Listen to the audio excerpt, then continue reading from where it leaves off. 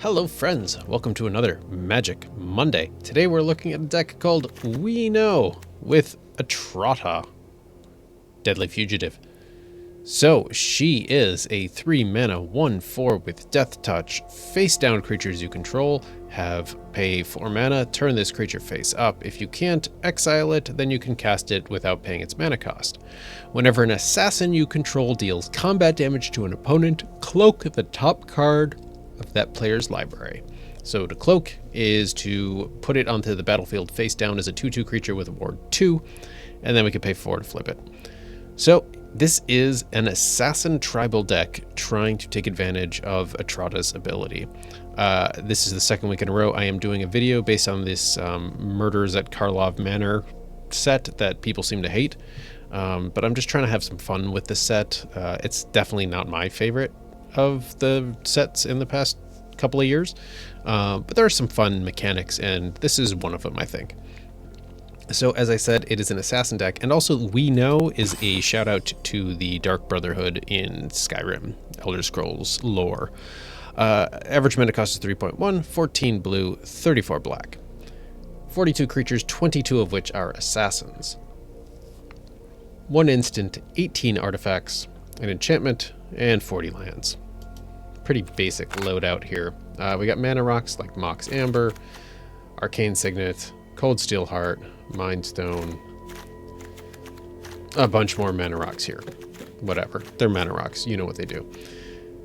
Changeling Outcast, Shapeshifter. All shapeshifters count as assassins because they're shapeshifters, because this creature is every type. They're changelings, that's what they do.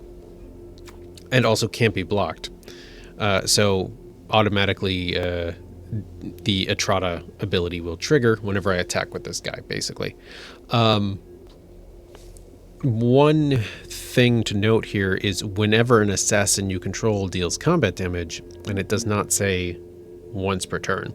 So if 4 assassins hit, I get the top 4 cards of my opponent's library. That's an important key point of this deck.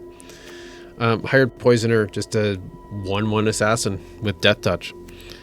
Another 1/1 assassin with Death Touch. Shadow Spear because it's a good card, whatever. Tetsuko, he's a human rogue, but creatures you control with power or toughness 1 or less can't be blocked. So that is pretty handy. Not that there's a lot, but there's some. Between Etrata, these guys here, this Guildsworn Prowler would count, Repeat Offender would count, even Heartstabber will count, Lazev will count, other Lazev will not. Likeness Looter will count, Metallic Mimic, a shapeshifter, would count, though it will break the other creatures. So I have 2 Lazevs in here. They're shapeshifters, they're not changelings, they do not count as assassins, but it's a blue-black deck, and I just thought it'd be fun to have them in here. What else we got? We got Swiftfoot Boots to protect Etrata or whoever. Glasspool Mimic, so we can make a copy of one of our guys. Mirror Image, so we can make a copy of one of our guys. Another Changeling with the Mistwalker. Midnight Assassin, this would be unblockable if the Fugitive Tetsuko, that's right, Tetsuko. If he's out, this will be unblockable, but I mean, it's flying Death Touch, so chances are the opponent's not going to block it a lot of times anyway. Blood Operative, just another assassin. Assassin. Card draw here with Gix. Assassin with Flash. Another assassin. Shapeshifter, so it's an assassin scorpion. Another assassin. I know I'm going real in depth here. Assassin. Basically, I did a search for assassin cards and I put in as many as I could. Bloodline Pretender, Shapeshifting Assassin. Great. Bantu's Monument for some life gain and some indirect damage. Faceless Agent comes into play, search for an assassin. Great. Mithril Coat gives something indestructible. More mana rock.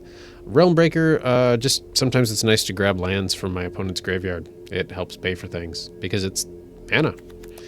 Alora, Rogue Companion. So she's a 3/3 halfling rogue, but she specializes into a halfling rogue assassin with 4/4, and whenever you attack, up to 1 target attacking creature can't be blocked. At the beginning of the next end step, return it to its owner's hand. If you do, each opponent loses 2 life. So trigger Etrata, and cause an additional 2 damage. I have to play the card again, but still, it's kind of neat, and it's an excuse to use one of these specialized cards. Surgical Metamorph, so we can copy any permanent on the battlefield in case there's something particularly nasty out.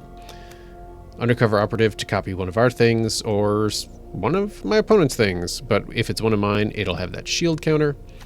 Assassin's Ink, it has Assassin in the title, so it's in here.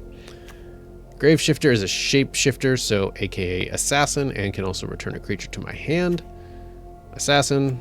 Massacre Girl, she's an assassin. She also has Menace, and creatures you control have Wither. Wither defined as a source with Wither deals damage to creatures in the form of -1/1 counters. So even though I've got a bunch of stuff with only 1 or 2 power, if this Massacre Girl is out there, they will be doing -1/1 counters, so that damage basically just doesn't go away. Assassin. Shieldred because it's a great card. And also for Realm Breaker, for the 10 tap Sacrifice Realm Breaker, search your library for any number of Praetor cards.